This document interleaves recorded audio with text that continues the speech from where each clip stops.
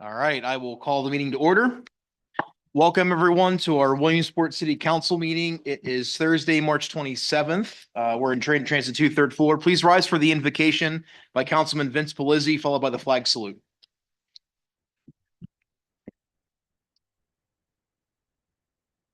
Father, we gather before you this evening as stewards of this city, humbled by the weight of the challenges before us. Williamsport stands at the potential of a crisis, our foundation shaken by financial burdens. They threaten not only our future, but our well-being and that of our entire county. We ask for wisdom, the wisdom to see beyond our self-interests, to recognize that when one part of our community falters, all will feel the impact over time. Help us to open the eyes of those who have helped our city. Let them see the strength of our community. It's not measured by what we take, but what we share. And for those who have depended on the city's resources without restraint, grant them understanding that sustainability requires fairness, that a system cannot endure when too few carry the burden for too many. Give us the courage to make the difficult decisions, to stand firm in the face of opposition, and to seek justice in our decisions. May we not be swayed by any gain or any convenience, but by the enduring principles that Williamsport's success is the foundation upon which the rest of us stand. Let us move forward as one people, bound together by a common love for this city and our commitment to see it thrive once more. Guide our hands, steady our hearts, and lead us toward a prosperous and stable future. In your name we pray. Amen. Amen. I pledge allegiance to the flag of the United States of America and to the republic for which it stands, one nation, under God, indivisible, with liberty and justice for all. Item 3, approval of city council meeting minutes from March 13th, 25. Is there a motion and a second? So moved. Second. Motion and a second. Any comments, questions, changes to the minutes? Hearing seen none. Mrs. Franklin, item 3. Mr. Allison, Yes. Mr. Mackey, Yes. Mr. Pelisi, Yes. Mrs. Katz, yes, Mr. Bider, Yes. Mr. Yoder. Yes, motion passes 6-0. Item 4, limited courtesy to the floor. We've had no requests that I'm aware of. Item 5, we've got 2 appointments and reappointments, and we'll go in order. The first is for the Water and Sanitary Authority, Mr. Ken Healy, 4-year term commencing on March 27th, 2025 and ending on January 1st, 2029. Is there a motion and a second? So moved. second, Motion and a second. Mayor Slaughter, good evening, sir. Yes, good evening, President Yoder, Vice President Bider, members of council and administration. What you have before you for your consideration is Mr. Ken Healy for an appointment to the Williamsport Municipal Water and Sanitary Authorities Board for a 4-year term. As you said, Mr. Healy is a local business person. He works here in the community, is a longtime employee there, and is an engineer and comes to us with high regard. We did meet with him, and Mike Miller and the Water Authority folks met with him as well and sent his name over to us. I had a chance to speak with him, and then he was also on the Public Works Committee on Tuesday with Councilwoman Katz and the Public Works Committee. So we think he'll be a very good fit, and I appreciate his willingness to serve in this capacity. Mayor Slaughter, thank you very much. Mrs. Katz, Public Works conversation. yes, we did get to meet him via Zoom. I think all of us stated how happy we are that we have somebody who's volunteering their time, because the Water Authority does have a huge learning curve, but Mr. Healy does have a background in water. You're here, are you here, Mr. Healy? I don't think I so. don't think No, so, I don't is think he? he is. No, but his credentials really speak for itself. Because the Water Authority, like I said, has a huge learning curve, and just really thrilled that this man said yes. All right. Any additional comments from Public Works or comments on the proposed appointment? Again, I think it's really great that we've got, notably a technical background coming onto the Water Authority. The work they do is extremely nuanced and technical. And they've got a pretty good diverse board now, but I think, you know, that technical expertise specifically will come in handy to supplement some of the non-technical expertise on the board. So it's a good blend. Any other comments or questions? All right, Mrs. Frank, then on the Ken Healy appointment. Mr. Allison, Yes. Mr. Mackey, Yes. Mr. Pelisi. Yes. Mrs. Katz. Yes. Ms. Mealy, Yes. Mr. Bider, Yes. Mr. Yoder. Yes, motion passes 7-0, and then I'll turn it over to you again for our RVTA board appointment, Mayor Slaughter. Yep. Excuse me. Yep, so we have the RVTA board appointment for your consideration, Nick Cadenas, who will replace Mr. Stamen, who his term is actually not ending until 2028, but needed to step down from the board. And Nick is going to step in to fill his shoes. I do want to thank Mr. Stamen for his time on that board. He's been a part of it since the beginning and really got it off, him and other board members off on a good start. But Nick, again, came to us a recommendation. He had met with Todd and Noah up at RVTA. Then I had a chance to meet with him as well. Has some experience within the transportation with his professional career, and felt that he would be a good appointment to the board and a good addition to the board.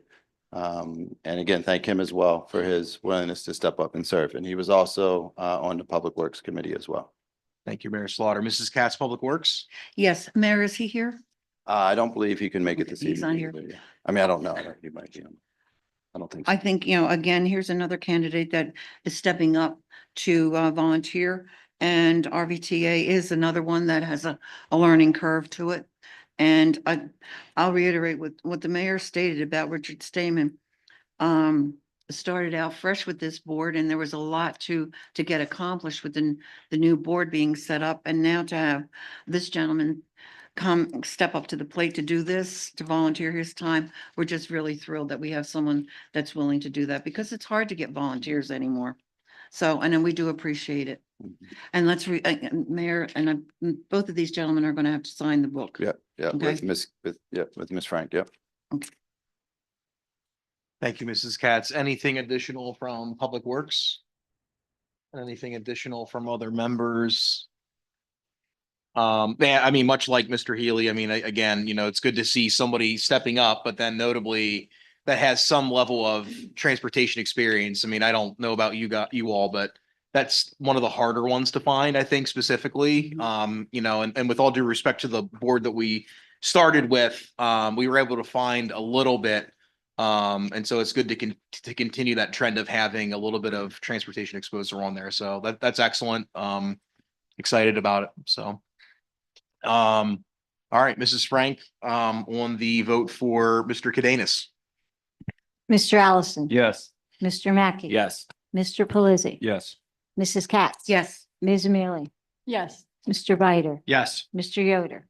Yes, motion passes 7-0. And again, thank you both for stepping up. And Mr. Stamen, grateful for your initial service on the authority, and getting it off on getting it off on the right track. We'll move to item 6, Mrs. Frank. An ordinance amending Article 117, General Fee Schedule and final reading. Is there a motion and a second? So moved. Second. Mr. Nar. Good evening, President Yoder, Vice President Bider, and members of council. This is a second reading of the general ordinance. Again, upon first reading, we talked about we haven't made any changes in 5 years. Council did have 3 areas of concern. The first area of concern was changing from the new facility, which will say new restaurant facility, which will specify for the addition of a new health license. The second group was regarding the multiple event permit fee. Historically, we went back and took a look at it. There's only 2 organizations that have ever done more than 6 events, and they are First Friday and obviously the market. So they are really getting a big break from the 250 to 350. So it was discussed at Public Work, and we just really don't think that there's a need to change that. And then the third item was the water barrier situation. After talking with Scott Livermore and Public Works and everything, it would be too prohibitive for any organization to basically try to put the water barriers out. And it would occur a lot for the city because it'd be over like $11,000 for them to basically get the barriers out, get the water in them, get them removed and everything. So at that point, we don't want to muddy the water by putting the water barriers in there as a fee as well. They were the three areas. And again, it was discussed at Public Works. Mrs. Katz, anything to add from Public Works? No, I Okay. think Gary covered it. I think, we answered, Ms. Mealy's, Yeah. questions with the water barriers and went in that direction. But yes, everything was, what he said is covered. Okay. Any other comments or questions from members? This is second reading or final reading, excuse me, but nonetheless, there was some good dialogue 2 weeks ago. So Miss Mealy. Gary, should we be putting in here anywhere that water barriers are not an option then? For organizations? We can 'Cause it just, sounds we like that's we what can we're just saying, change the right? language that they'll be strictly the plastic setup barriers. I mean, Okay, I can add that into that. because I guess what I'm Gotcha. concerned about for everybody's sake is somebody coming in and saying, I want water barriers. And Yeah. and us not having anything in the ordinance that says we're not willing to do that, or that or that X is the price tag, and so we have to We'll give add, them. if we can add that in a final, make an amendment on final reading that we are not authorizing water barriers. Yeah, I think we need Austin? to, And also, Well, I think we need to, which subsection is that, Gary? yeah, I think we'll need to amend that right here. Yeah. Right. under D, second page, it says special events barricade request. Placement of barricades is all it says. Just add the language of placement of non-water barricades.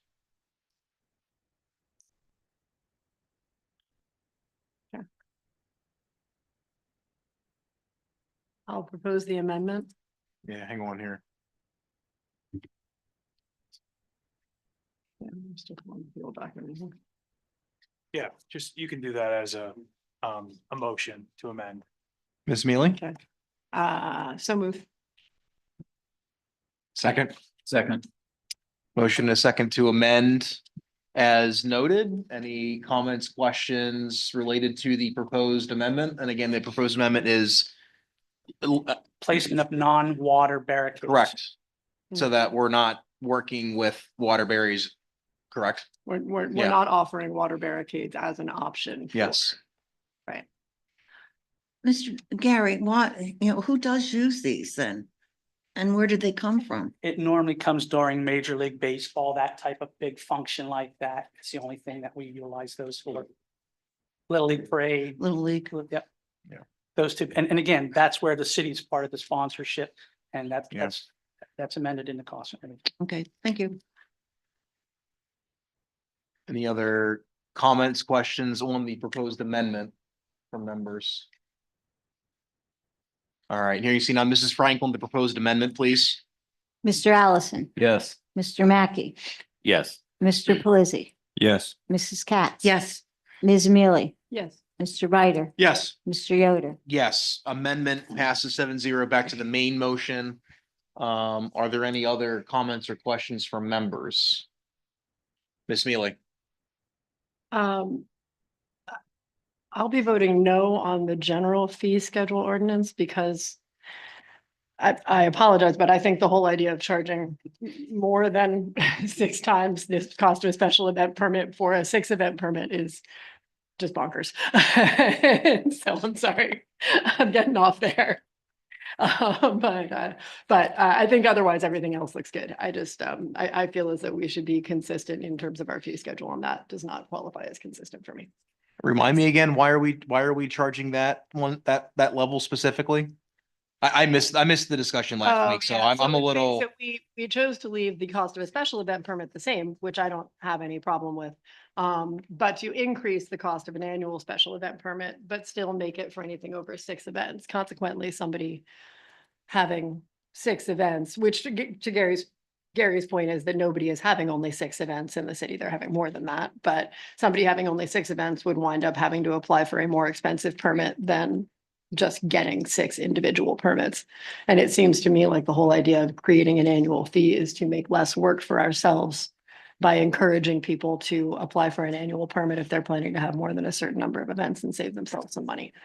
a kind of an economy of scale argument, so. But if the administration doesn't agree with me, I don't have any problem with that, but I also don't want to support the ordinance.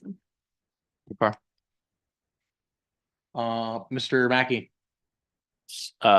Yeah, and Councilwoman Mealy, maybe you can remind, if we figured this out 2 weeks ago, did we not look at all at the commercial property owner 20 deeds greater than 20? Yeah, you're right, John. I mean- apologize, I forgot about that. Again, commercial property owner less than 20 combined deeded acres is $20. Commercial greater than 20 is $1,000. That's a $980 difference.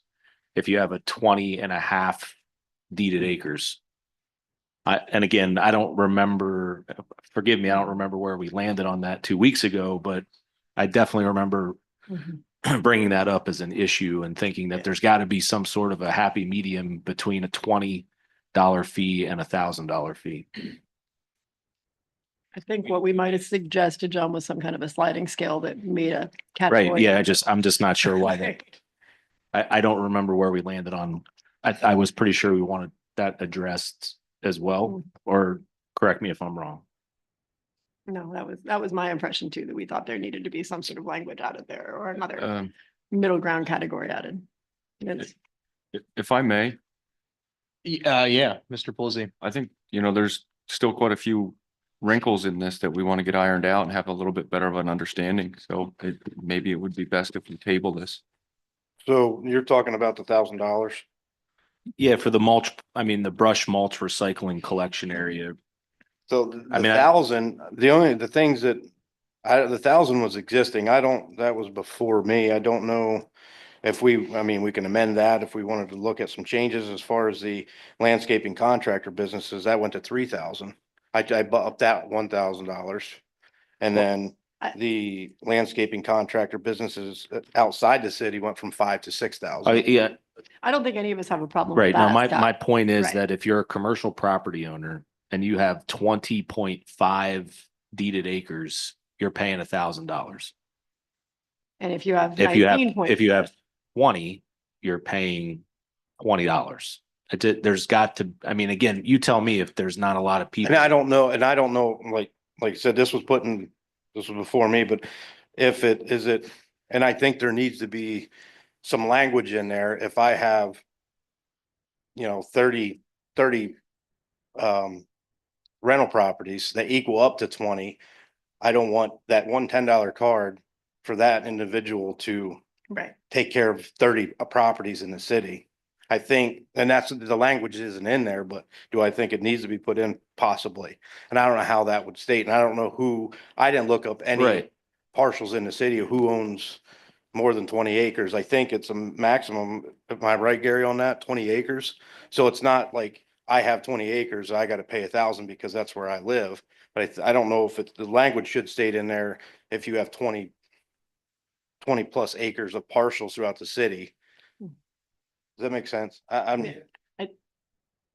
Yeah, I think, Scott, what we're actually getting at is, because it says 20 combined deeded acres. So that would mean if you own Right. 30 rental properties that each sit on 3/4 of an acre or something like that, then you're going to wind up triggering 1,000. I think our concern is that there should be some place in between those two. That is to say, I get the sense on both of these issues, the one that I'm objecting to and this one right now, that we're specifically looking at the current permitting requests that we have and legislating for those. And I'm suggesting that we should legislate ideally for future potential requests that we have and try and design a system that takes those into account. So in this case, I guess what I'm saying is if we said a commercial property owner with under 5 combined deeded acres, right? So Mhm. that would be maybe 5 rental properties or something like that is $20, right? Right. And then we said greater than 5 is 200, greater than 10 is 500. Yeah. Greater than 20 is Some kind of 1,000. a scale. That to me would make a bit more sense than going from 20 to 1,000 with no, Right. because obviously somebody with 19 and a half deeded acres is gonna be dumping a whole lot of crap in the mulch pile, more than 20 bucks worth, right? Yeah. And so, you know what I'm saying? Right. And- Oh, yeah. And that Yeah. would be, No, to it makes me, as a sense. property owner, worth fighting about. Like, I'd be coming in there with all of my property, you know, like Mhm. improving to you Right. that I had 19.68 Yeah. deeded acres if it was a $980 difference in what it cost me to dump stuff in the Yep. mulch pile. So, Vince, I'm fine with adding that language in, which probably we could do relatively competently, just kind of spitballing it, and then we could test it, and then we could vote on it tonight.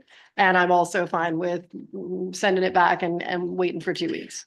So, If you think that we can do it, you know, come up with some sort of sliding scale calculation based on land ownership in a reasonable amount of time, then I'm all for I it mean, if you the- want to tackle that the tonight. big question is, what it sounds to me like we're doing is kind of looking to see how many property owners we have with 5 acres or less, how many property owners we have with 10 acres Yeah. or less. If that's something we want to do, that's not something I'm prepared to do tonight. Yeah.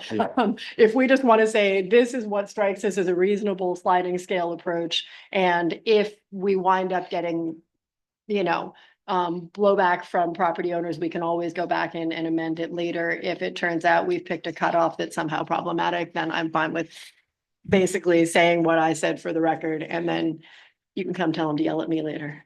I don't, and I don't have the data on, I don't know if I we don't know don't if deal we with the have cards that. on our side, so I don't know if there's very many people that actually pay for this. We have, you know, in-city businesses and, you know, It's out the of city, colleges, out of I'm city. sure, and maybe the Yeah. hospital. That's what Yeah. we're getting with the 20+ deeded acres. Well, the college, yeah, I mean, we have a deal with the college, so, Yeah. I mean, we can do whatever. I mean, I'm okay with kind of tabling it and getting finalized this because there's a whole lot of gray. I don't know this, I don't know the language, right, to put to a number. What makes sense, because, I mean, you're right, it goes from 20 to 1,000. Yeah. There's too many variables out there that I don't know. And Austin, just to be clear, so we amended it already once. Right? Mhm. Sorry, I thought I was mixing up ordinance here. My bad. We passed the amendment. Yeah, and we were so we discussing. already amended this once. That amendment's good even if we table this, right? Correct. Okay. And just a point of, clarification as far as addressing this section of the ordinance.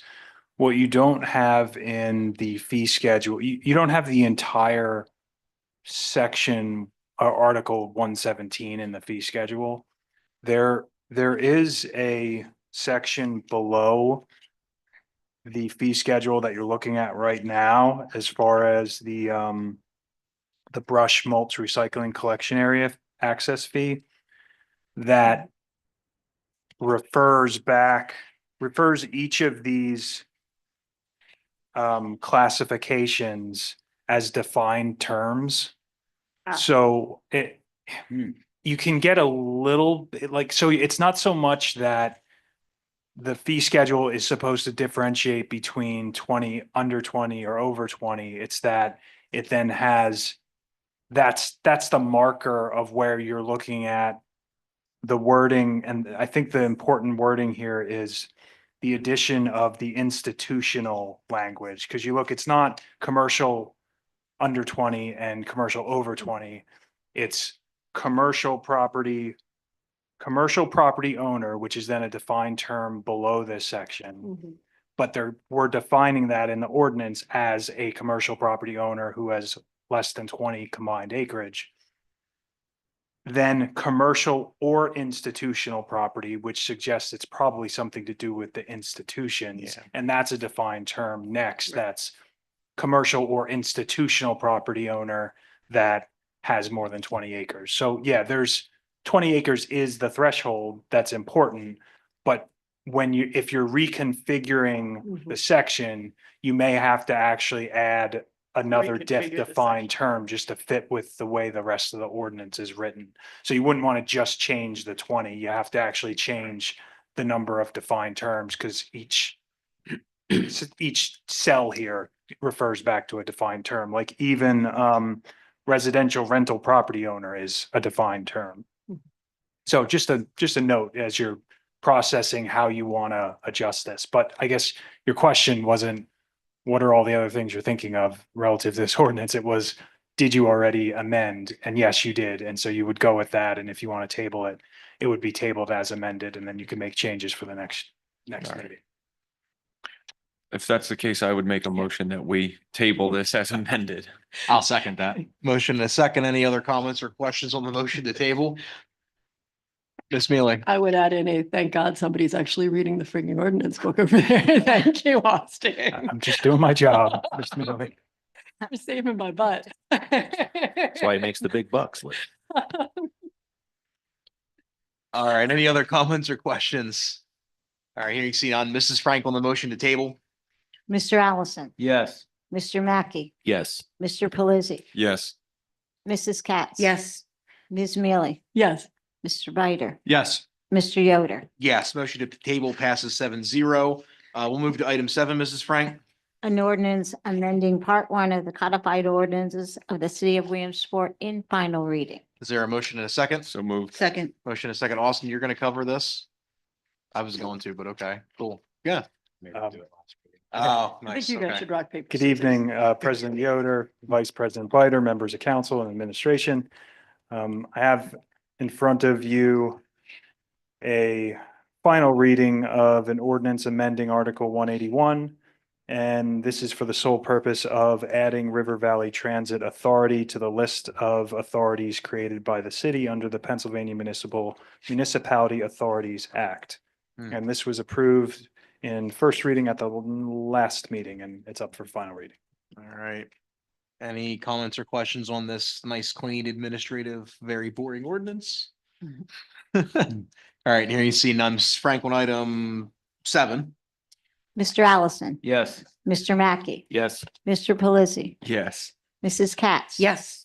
Ms. Mealy, Yes, Mr. Bider, Yes. Mr. Yoder. Yes, motion passes 7-0. Item 8, Mrs. Frank. An ordinance to adopt proposed amendment to the Articles of Incorporation to RVTA to increase its board of directors to 7 members and resolve to include the county of Lycoming as incorporating member to appoint 2 of the 7 board members in final reading. Is there a motion and a second? So moved. Second. Motion and a second. Mr. White. Thank you.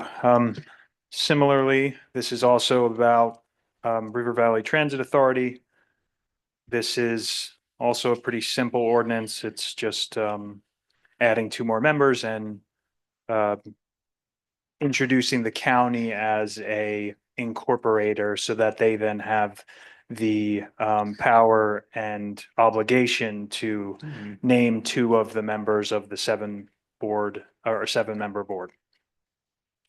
Any comments, questions in second reading? We talked about this, 3 years ago? Somewhere in It's there. been a while. Yeah, so. Good to see. Good to see. Mrs. Frank, then on item 8, please. Mr. Allison. Yes. Mr. Mackey, Yes. Mr. Pelisi, Yes. Mrs. Katz. Yes. Ms. Mealy, yes, Mr. Bider, Yes. Mr. Yoder. Yes, motion passes 7-0. Thank you, Austin. Thank you. Thanks, Todd. We'll move to item 9, Mrs. Frank. Resolution authorizing strategic management planning program grant. Is there a motion and a second? So moved. Second. Motion and a second. Mayor Slaughter. Yes, good evening again, President Yoder, Vice President Bider, members of council administration. This is just DCED's template resolution that they need for part of for this process. Nothing has changed from the resolution that you all passed for PFM. So this is just a resolution for the DCED template that they needed for the stamp. So that's all this is. We actually do have Jonas Krass is here this evening from DCED. He's not necessarily here for this item, but he was in the region Okay. today and had some other meetings in the area and saw that we had a council meeting tonight. So stayed here with us this evening. So we do have a DCED representative here.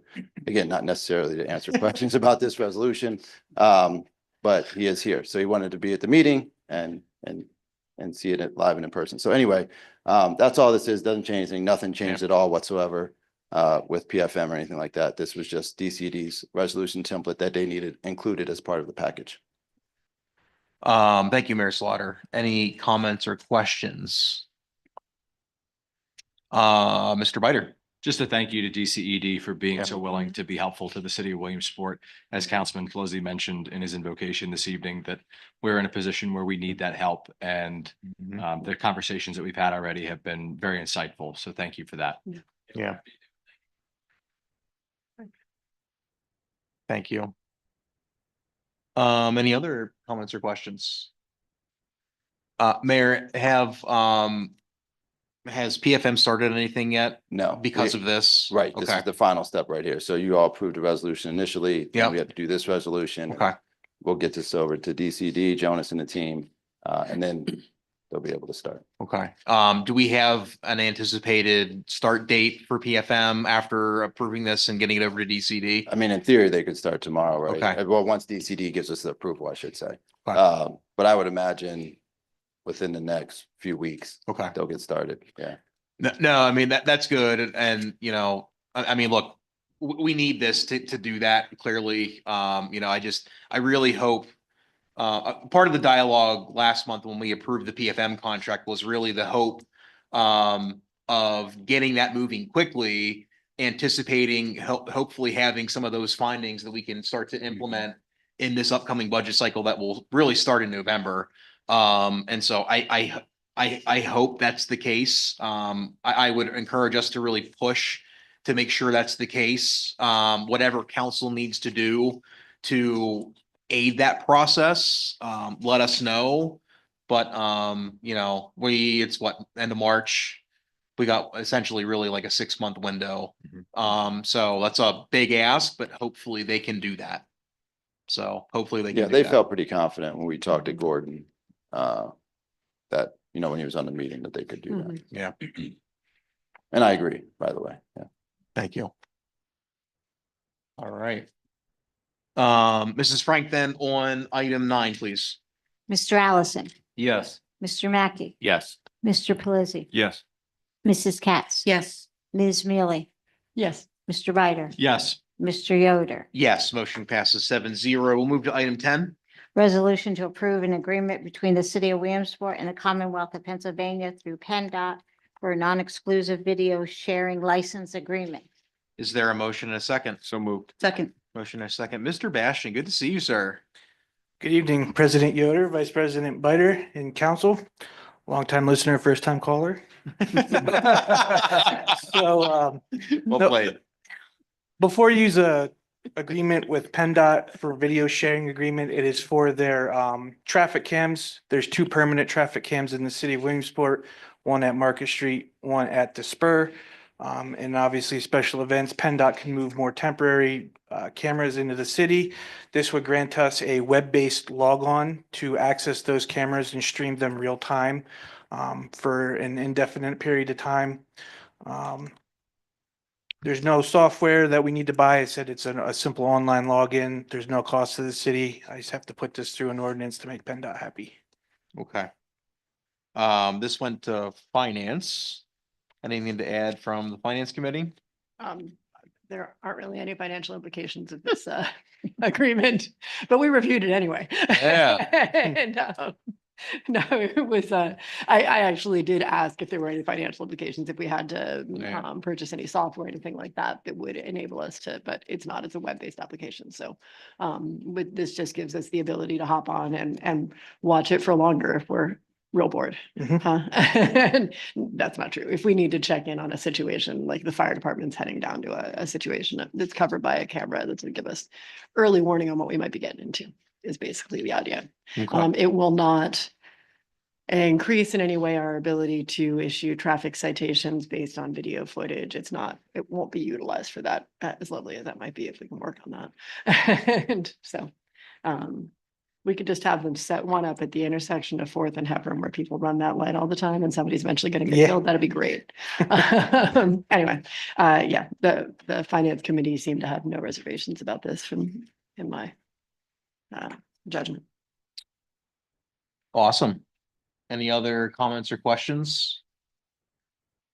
Kind of in that vein, the only comment I would make, and you know, we've kind of nibbled at this a little bit over the past couple of years. But I mean, Sean, since you're here, and much more of the tech savvy, component of this. I mean, I'd be really, it's not really necessarily about this resolution, but it made me think of it. It'd be really interesting to understand what could be feasible in implementing more technology like cameras for like speeding, that kind of stuff. And not only just around main corridors, but in neighborhoods, that kind of thing. Mayor, you're gonna chime in here, I presume, and that's great. But Yeah, legally, we can't do that right now.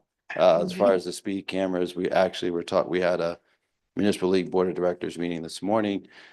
There's, I think Roosevelt Boulevard in Philadelphia is the only place that is permitted right now to have speed cameras. But we are working on that. So Center County, State College, Ferguson Township, and Patton Township, I believe, are trying to get a pilot program for speed cameras. It would only take the picture of the photo of the back of the car. Yeah. And the license plate. So there was some concern, from my understanding, amongst the legislature, that they didn't want, if we do speed, or if they do speed cameras, photo enforcement, that you wouldn't identify a driver, it wouldn't be used inappropriately, things of that nature. So there's a lot of discussion around this right now. We're advocating for it. We want local use of radar, Yeah. as we've talked about before. But in local use of radar is probably not going to happen anytime soon. So we are really advocating for the legislature to take a look at this, to allow for photo or speed enhancement. So it's not enforcement, I should say. But it's not permitted right now. So with what you're talking about right now, we would not be allowed to do any type of radar stuff on that or speed enforcement. So that's just not allowed for us to do that. But we are working on it. We do think it would be a good thing. And sort of State College and those two townships are taking the lead a little bit on that, which we're hoping that'll go statewide. So, but we're with you. So hopefully they do something. I mean, there's plenty of states that already do it. I've gotten plenty of tickets like from, yeah. no, hey, Leadfoot and some of those stop signs out there are hard to see. But I mean, look, it's effective. And I say that because from my experience, Yeah. when you get the mail-in ticket, right, they show you a picture, Right. and the picture is just of your license plate, Mhm. right? I mean, so the technology's Right. already there, right. right? So And that's what we're looking, I Yep. believe that's what they're looking at, is legislation from other states that are allowing it. I mean, again, we have it, Yeah. I think Roosevelt Boulevard, I believe, don't quote me, I think that is the only place in Pennsylvania that has it right now. But we agree. We agree on the local use of radar. I mean, we're the last state in the whole country, literally, that doesn't allow local police departments to use radar. So anyway, yeah, it's another thing to add to Good the luck. list. They're trying to move this bill, hopefully. I don't know if it's in the Senate or the House, but hopefully we get something. yeah, that'd be great.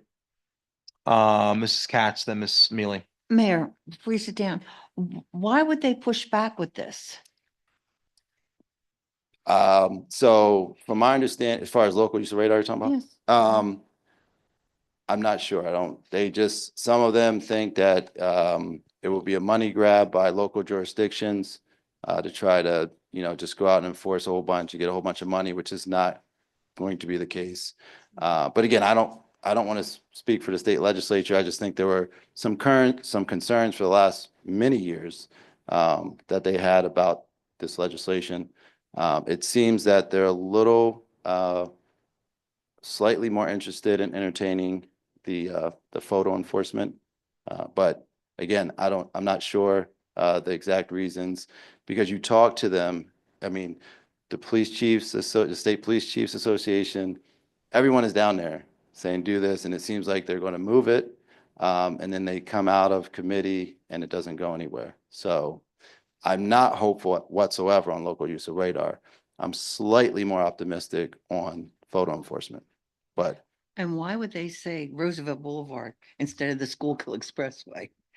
Some of it's like, it's It like- was pretty yeah, well I think connected. they or wanted to, something. yeah, they chose, I don't know, that was before me, I'm not sure, but Roosevelt Boulevard's allowed and, That's my old Anyway. stomping ground. yeah, so so anyway, I don't know, but again, I think, the legislature just has some concerns about it. I don't exactly know all of them.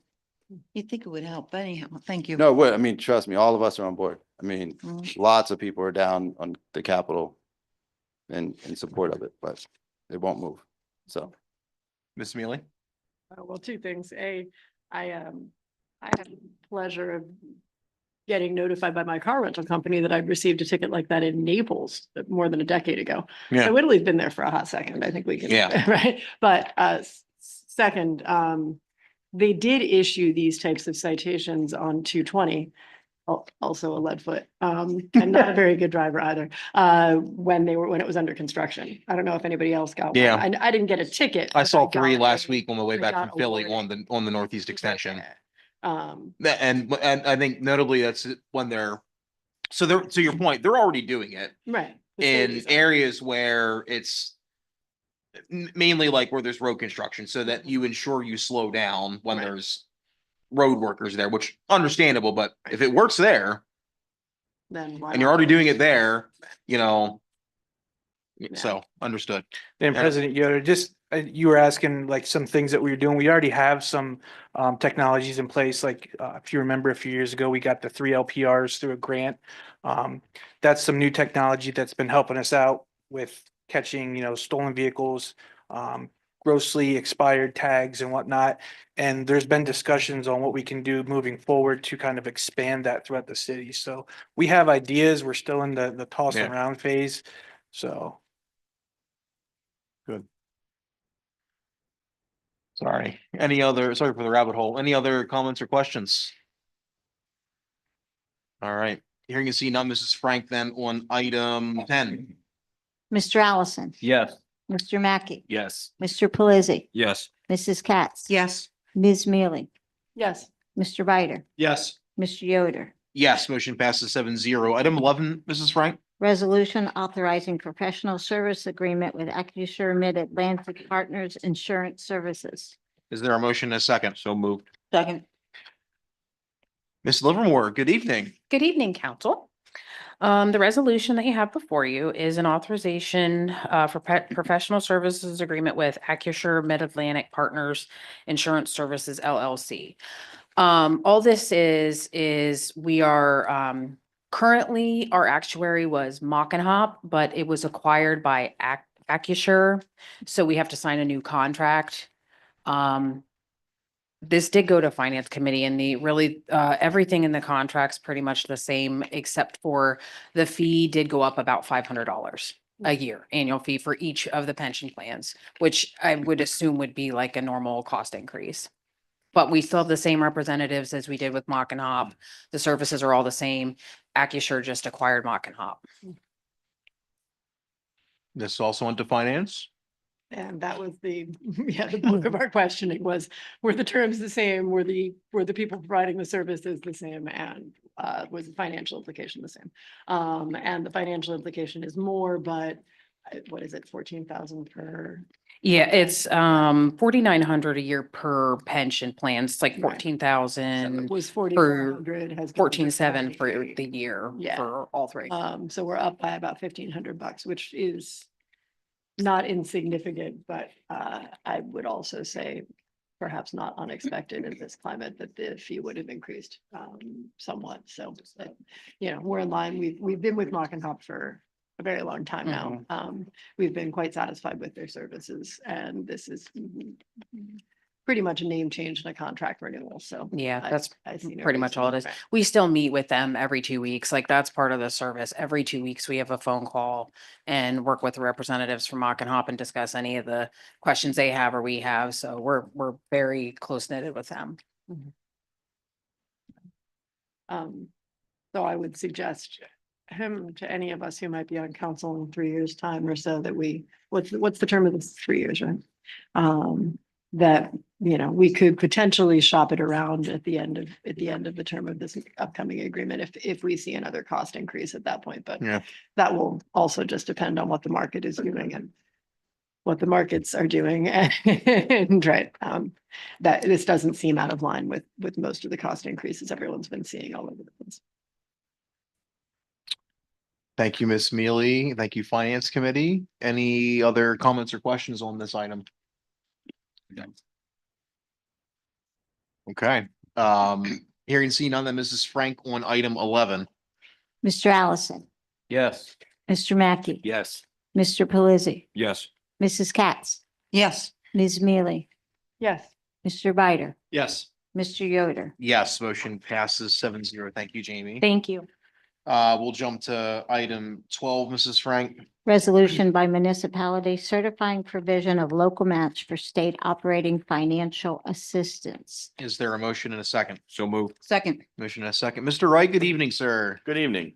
This annual resolution certifying provision of local match for state operating assistance establishes the city of Williamsport's contribution to RVTA's FY 25 local share requirement for our 1513 operating assistance. PennDOT has allocated over 6.2 million of state 1513 funds to RVTA for FY 25, which is a 6.5% increase over our FY 24 allocation. The total 1513 local share requirement is $518,054, of which we were requesting $323,938.67 from the city. Lycoming County and 9 other municipalities that receive some level of fixed route service from RVT also contribute. The state 1513 funds represent 57% of our fiscal year 25 operating revenue, which is the largest piece of our operating funds. The local share represents, on the other hand, only 5% of our operating revenue. In calendar year 2024, we did over 806,000 one-way trips, which was about a 5% increase over 2023. Also this year, PennDOT has approved a consulting firm that will assist RVT with the completion of a new 5-year transit development plan that we will be kicking off sometime here in calendar year 2025. Thank you very much. This went to Public Works, Mrs. Katz. Yes, it did go to Public Works, and one of the good things is ridership is up, which is fantastic. I do have to tell you, I got a call from one of your bus riders. She loves the transportation and really pays attention to everything. Number one, she wanted to make sure everybody knows that the bus drivers are absolutely incredible. They're very helpful, very friendly, and they make sure everybody is doing fine. The one thing that she questioned, which I found interesting, is that going to the breakdown. And she said, because I think I questioned you about the percentages here, okay? Right. And one of the things that she questioned was the one from Montoursville. And what she questioned was, since she rides the bus all the time, is that most of the people that go from Williamsport that go to Montoursville, their main stop is Walmart. Obviously, And yes. she said, why are they not charged separately from the city, since they obviously bring in the most riders to that area? The local share has to come from a municipality. Mhm. And we've talked to Montoursville about that. Obviously, they asked the same question. Mhm. We can't bill Walmart and apply it to this. We can do it as a route guarantee, but we can't do it for local share. It has to come from a municipal source. And how did that work when the Lycoming Mall was doing that? Was that the mall itself? How did that work out, with? At one point in time, yes, the mall was being included, and we Mhm. were told that we couldn't include that in our, again, as local share. If we collect money, we can do it as a route guarantee, but not local share contribution. Okay, like I said, she was just really interested, since that ridership is so big. She said sometimes the bus is so full, you can't find a seat. And she said, should they not be contributing to Montoursville more? We have told Montoursville, obviously, if you want to talk to Walmart about that. I guess you're not gonna get anywhere, are you? But it's interesting. And the other thing that she stated, and this is for council members, she feels that all 7 of us should go on the buses and see what it's like. We are hosting a PM exchange in September, so Okay. hopefully we'll see you all there. Mobile PM exchange? Because that would be awesome. A mobile A PM mobile exchange. PM exchange? Yeah. No, you are? What, Like, mobile? on the bus? Yeah. We're gonna do something, yeah, I Okay. mean. No, yeah. Well, yeah, you were like, yeah, we are. I'm like, wait, what? Like, I mean, I feel like your comment was like mostly serious, but a little bit of a joke. But like, But no, I mean, but like, it's a little humorous. But yeah, it's a good idea. yeah, I mean, if you had like. There's a little bit of a on pun one in side there, of the but bus or yeah. Whatever, and then like, anyway. Yeah. I would be really impressed. Yeah. For the rider or the driver that talked to you, I've ridden the bus a couple dozen times over the past few years. My kid loves it. Mhm. Just so you know, and it's pretty efficient from my house to get downtown. So I agree. So people are really pleased with the transportation. I was telling Randy that when we moved downtown about 20 some years ago, there was a lot of people, we were seeing several people in wheelchairs. And being outside of this store, I would, talk to them about what brought you here, because most of them were not from the area. And even back then, 20 some years ago, they moved here because of the transportation was so good for them back then. And of course, it's been increased, which is terrific. Yeah. We're fortunate Pennsylvania likes its public transit and continues to put front a lot of money, especially looking at, we get 6.2 million this year in state operating. There are a lot of states that don't put that much, Yeah. operating monies out there for public transit. That's all. That was our discussion. Mr. Biter. The question that I like to ask when it comes to this is in regards to the local match. Because there were some issues earlier on with RVTA, specifically with RVT, before it became its own authority of collecting those fees from the municipalities. Has that leveled itself off? These other municipalities, are they understanding why they're paying this local match now? Yes. Okay. Mr. Allison. One other thing, we talked about was the FY 25 local match requirement, increased 5% according to, Act 89. And, Todd mentioned that they can make it as high as 15%, correct? According to the. Yeah, according to the legislation, the local match for 1513 maxes out at 15%. So we're not close to that. I don't know that we'll ever get close to that, but essentially if they give us the same amount next year, the local share can still go up 5%. Right. And it probably will. Yeah. Year over I mean, that's year. an easy budgeting tool for local shares. We're gonna figure, so long as this funding source is in place, that we'll see the share go up 5% every year. Something to keep an eye on. Yeah, indeed. Any other comments or questions? Ms. Mealy. And I think you just covered this, Todd, but remind me again,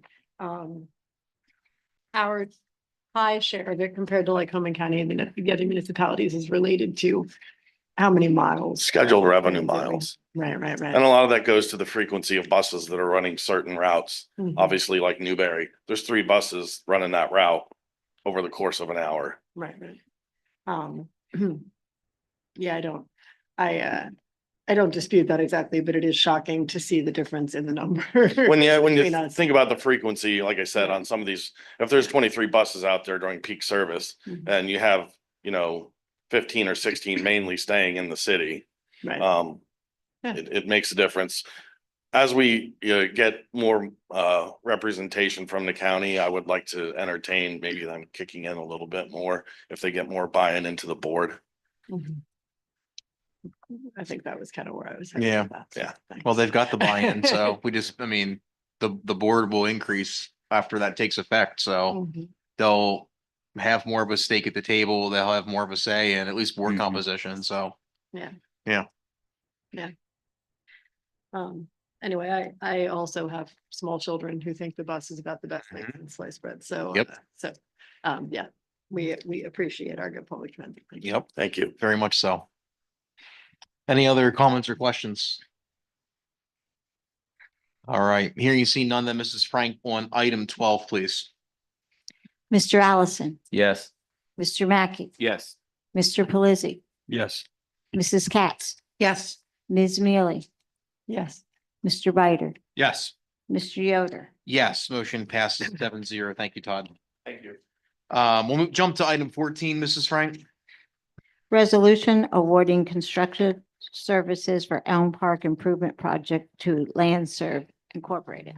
Is there a motion and a second? So moved. Second. Motion and a second. Mr. Scott, I'll turn it over to you, sir. Good evening.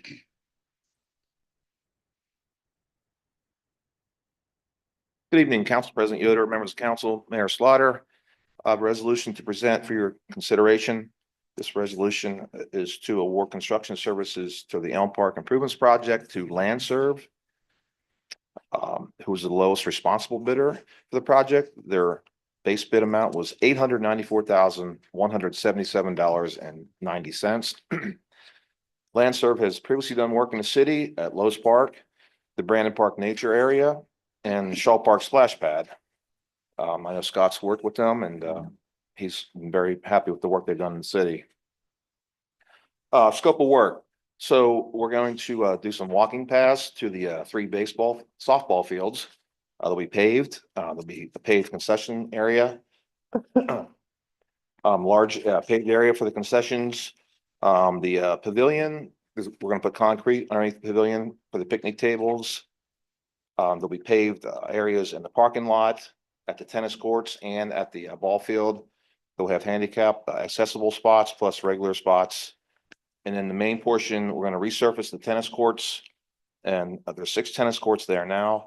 We're going to convert 3 of those into 6 pickleball courts. So we'll end up with 3 tennis courts and 6 pickleball courts. And also new restrooms. There'll be new restroom facilities, men's and women's restrooms. These will be prefabricated buildings that'll be installed there. This project is funded by CDBG grant funds. The bids have been reviewed by SEDACOG. I think Jamie Schroeder is online. Chris Kaiser from Bricks, he's also here, and myself. Thank you, Mr. Scott. This was reviewed in finance, Ms. Mealy. Yes, this was reviewed in finance and everything appears to be in order according to, there were some issues with some pricing errors on this bid, but Mr. Scott assured us that that actually happens relatively frequently. And those have been corrected. And the city, there was a rather large discrepancy in the bid for the ad alternate portion, but we have pretty much precisely the funding in place to accomplish the regular portion. We're not approaching the ad alternate, so the discrepancy there is no major concern at this time. We may treat that as a separate bid project if we find additional funding for this at some point in the future. Yeah, I think aside from that, the finance committee had some discussion about the scope of the project, the incredible cost of the bathrooms, which is about half of the total price tag, and when this would be jumping off. According to Mr. Scott, that's somewhat dependent on did those bathrooms turn out, or was it Scott Livermore who was telling us this? The bathrooms, are they going to work? Will we be able to jump off with this quickly, or there were some bathrooms in play that it was going to take 6 months to order new ones, but Right. there were some that might work. So there is, after talking to the contractor, there is an option out there that somebody ordered a set of bathrooms that fell through. So that's an option. I told him, I'll let you know, I'll talk to you Friday about all this after tonight. But that is an option for that, which could potentially finish the project around the, mid-June, end of June time, versus if we can't go that route, it's gonna push us until probably October. Yeah. Not a huge deal, given that this is, work that we've needed to do for a while, and probably a couple of months will make a huge difference, but yeah, not only are they expensive bathrooms, but there's a 6-month lead time on acquiring them. So the project has a land time of either midsummer or fall, depending on when the bathrooms are ready. Aside from that, I'll defer to other members of the finance committee and or Mrs. Katz, who I think is better at attending the finance committee meetings than I am. And if there's anything else that they remember about this item. Anybody have any other comments, questions on the Elm Park? No. Mr. Mackey? So you're looking for a decision on the bathrooms? Is that what I'm to understand? So you're saying somebody else ordered bathrooms that don't need them now, so we could potentially get those? Potentially, yeah. Yeah, we're gonna have to look at it. I'll have to get with Chris and, potentially do some shifting around, some engineering, but it is an option, that is a possibility that we could capitalize on somebody else's mistake, the way it sounds, that they either couldn't afford or it didn't work for them. So it's now sitting in the yard, where the manufacturer's yard right now, that we could put our name tag on it and get it a lot sooner if that's the case, if everything works out. And they suit our needs. They're not a lot different than what's on the bid sheet. So this will be the bathrooms right now that are at the manufacturer, it's one big building bathroom. With a lot larger footprint, and when women's side, what you see in the set of plans is a men and women's side with people walking through the center to enter the park. Like I said, we'll have to chat about that. Once I talk to them tomorrow to see if that's even an option, and then we'll have to get with Chris as well. And where exactly are these bathrooms gonna be? They're gonna be in the main entrance right now in an Elm Park. So it's lined up with a fence. Right across, well, it's pretty much right across from the tennis courts. But outside of the, They'll be Facility? inside the park, but they'll be accessible when the park is not open for individuals to use the restrooms if they are playing at pickleball or tennis. There's a lot of things I gotta work with out front to try to get that accessible to the community, whether it's via a card like we have brush pile, or some sort of way they can come get a card and they can access that bathroom with a card. So it automatically, once they leave, it locks. It's never unlocked. We haven't really discussed, I know a couple of municipalities leave them open all day long. They shut them down at the end of the workday. I don't want that option, obviously, because that's when everybody's showing up, when we'd be locking them. So we got some things to work out on making them accessible to the community after hours. okay. Yeah, I think that's it. So yeah, if you could keep us posted on the bathroom discussion. Yep. Yep. And there is actual plans for this project that I don't see it in the Dropbox. Can we? Set of plans? Yeah, Yeah, we can get them to you. great. Yeah, I would like to see those as well. And then the ad alternate for all this electrical work, this is something we're gonna be looking into. Potentially, could be a phase 2 in the project. We didn't have enough CBG funds to support that. We added or asked to put it on to see what we were looking at, to see if it's an option. Obviously, it's not this time around, but in the future, we could look at that as an option for phase 2 part to have that lit up. And that would be new lighting for the fields and the. No, just tennis and the Just the pickleball. tennis Yep. courts. Okay. All right, thank you. Ms. Mealy? Yeah, John, so right now, the lighting is not sort of envisioned under this plan, but if we can find additional funding, we will. But we did have a bit of a discussion about bathrooms. And Valerie Fessler chimed in to say that she was present because community development is funding this work. That one of the things that had come up as a recurrent comment when we were working on the new parks plan with DCED was that that people wanted bathrooms in our parks, and, which makes sense. And so she had asked in the final plan, it's currently in draft form, that they make some recommendations to us, what has worked for other communities in terms of having restrooms accessible within park spaces without getting them destroyed, basically. It bears mentioning that these restrooms are designed to be more or less indestructible. Yeah, they're stainless steel, they're pretty much bulletproof. They have them in a lot of Mac, complexes he'll bring his I've been guns around. down, don't tell him that. But that, I said Mac, he'll bring his guns down. No, but anyway, but the question is graffiti and general dirt and wear and tear and stuff that you don't want an excess of on bathrooms. yeah, they're precasted buildings. They're built at the manufacturer. They're brought on site, set down with a crane. Half a day, they're hooked up with water and lights and it's running. you know, they'll be winterized in the winter by the park, either Streets and Parks or the people that, Elm Park, Softball Association would share the responsibilities of taking care of that. When you say winterized, you mean they won't be usable in the winter? No, Like we'll turn them no. off. Correct. Okay. Yeah, we're not, yeah, there's heat, there could be a possible heaters in there. But they're just for like putting heaters in for the early spring or some of the October tournaments that goes on there, but running them, open them all year long now. They'll be winterized. Okay. Have we ever, sorry, I'm not trying to go down a rabbit hole here, but just real quick. Because, a friend of mine works for DCNR and installs restrooms up there all the time. Have we ever looked at a restroom like that in any of our parks? That is to say, a non-plumbed restroom? A restroom, like a restroom without like normal plumbing is what Yeah. you're saying.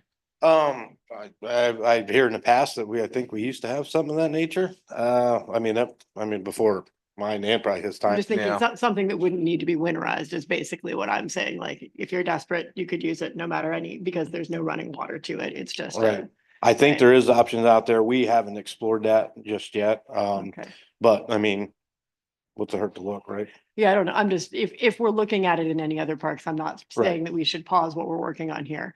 But it would seem to me if we were looking at bathrooms in other parks, it would be it would be in our best interest to try and have them usable year round. And if to make that a reality, we need to do something that doesn't involve a water supply, then that seems. to Yeah, be I something mean, that you we should know, consider. certain Probably parks, cheaper, too. yes, you know, Brandon Yeah. Park, you know, we have a winter festival out there. We just got done redoing the band shell. I mean, that's restrooms brand new underneath. They do get winterized as well, but you know, we might be able to push those a little bit later to keep open for those type of events. But I mean, there is certain parks that, you know, who knows in the future what we do with some of these parks that we have full round, you know, winter activities for them. And, you know, that would be a case to look at that.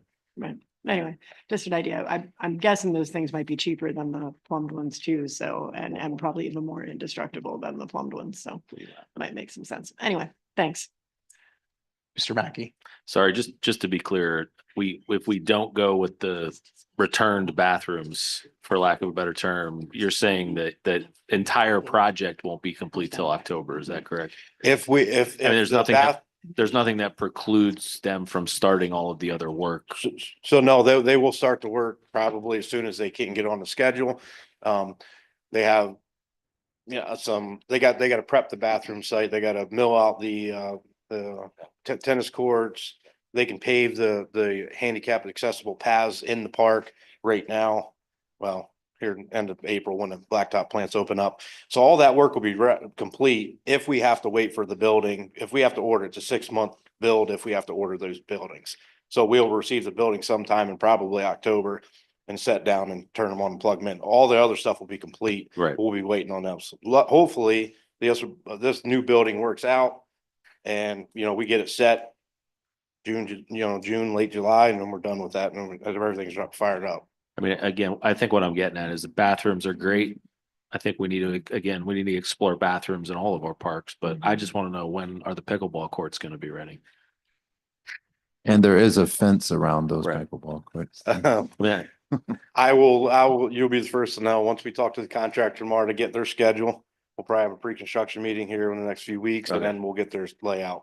So if I'm gonna throw a guess out there, mid-May, maybe.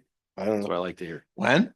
You know, we Sorry, got. Scott. John got a new sweatband. He's ready to use it.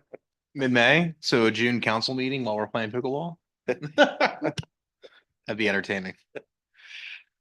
All right, any other comments or questions? Okay, hearing and seeing none, then Mrs. Franklin, item 14.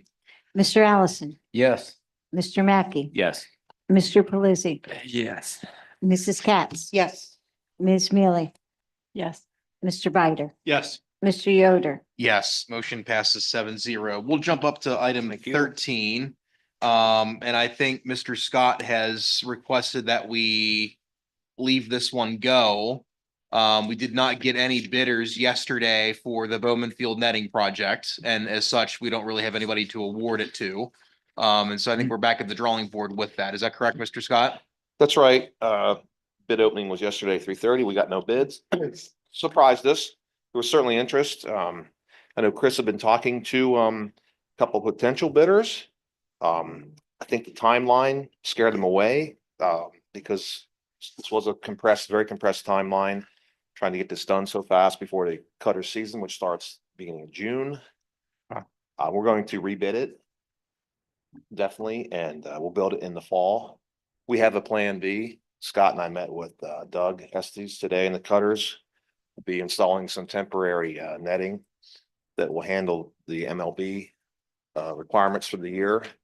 But in the fall, we'll do this rebid this and put up the permanent net, the new netting is our plan. When are we rebidding it?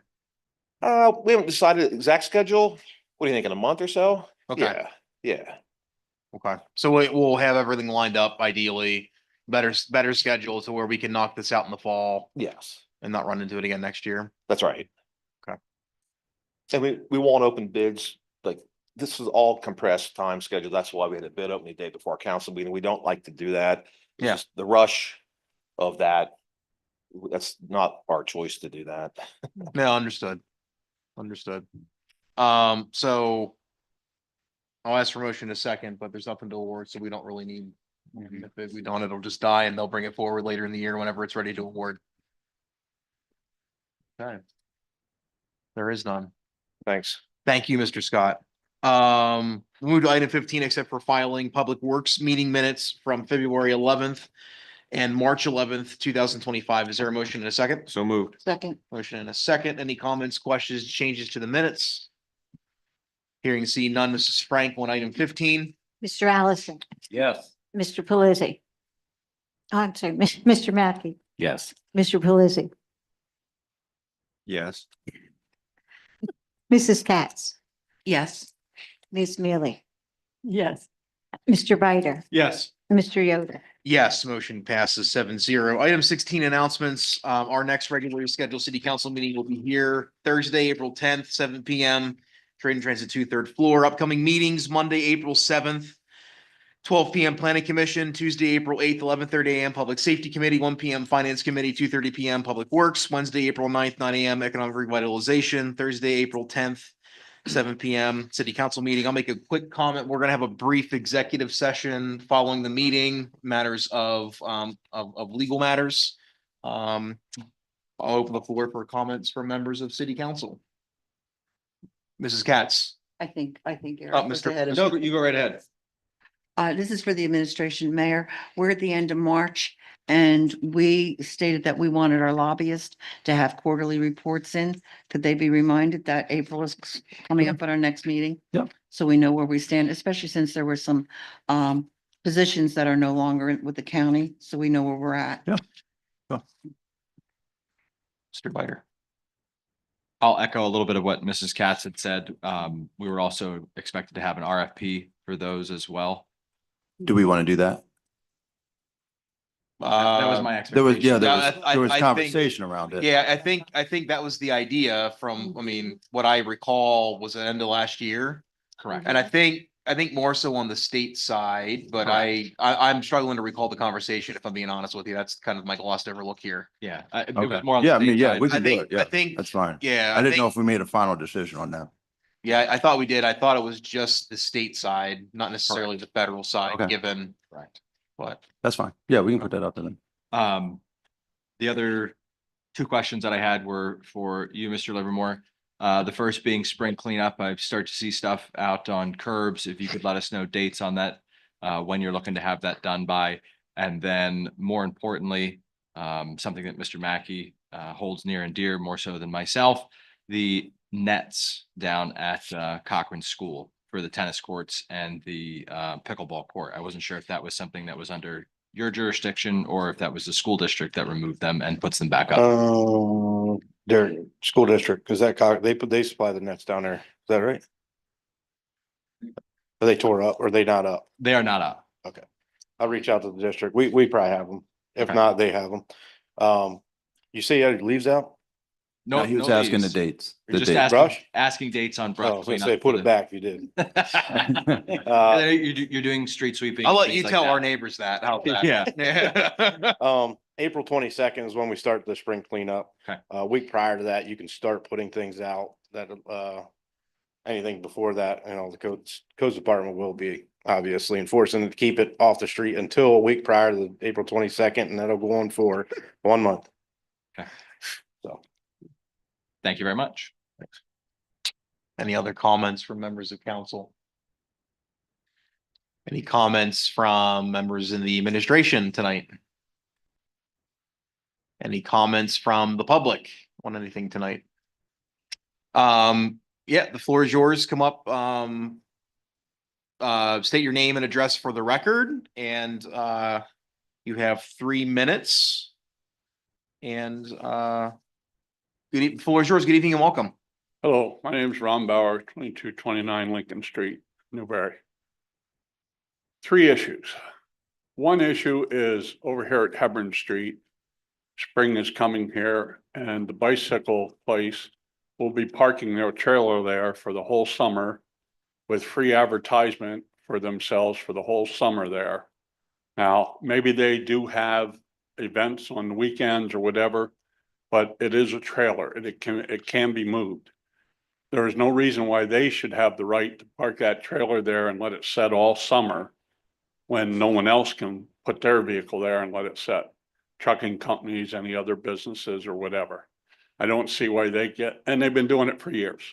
I've been complaining about it for years. That's number 1. Number 2 is on-street parking. I've been complaining about this for years. I call, I leave a message with the watch commander, I leave a message with abandoned vehicles, and to no avail. Now, you can go up on Hillside Avenue. I went there before I came, 6 vehicles parked the wrong way. My street, Lincoln Street, 2200 block, 1 vehicle parked the wrong way. And these people are always parking the wrong way. But as an example, my mother taught me not to rob penny candy because she didn't want me to become a bank robber. So, I learned by small. Well, like these people, they park their vehicle however they want.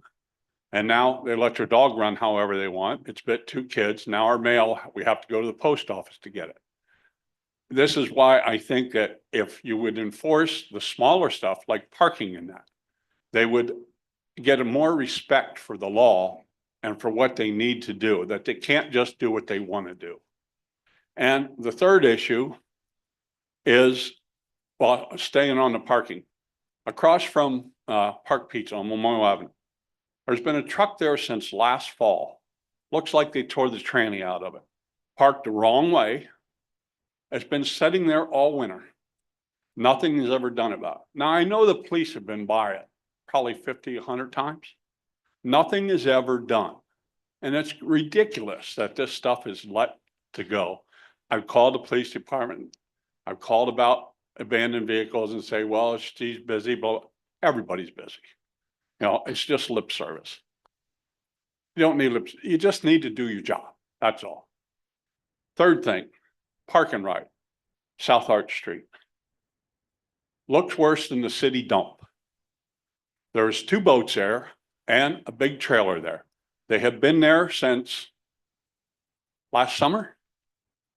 I have called PennDOT. PennDOT says it's the city's problem, that the city is in charge of cleaning that up. They said that they called and talked with Streets and Parks, they're like within the last week or 2, and informed them that it is their responsibility to clean it up. There's mattresses over the bank, there's all the stuff. And it's self-evident what goes on. Floods come, the people from the river lots pull their stuff up there, let it sit there. But this stuff, all right, I understand the city don't want to haul it away. But this stuff, these boats have numbers on them. This big camper got to have a number on it where they can research it and find out who owned it.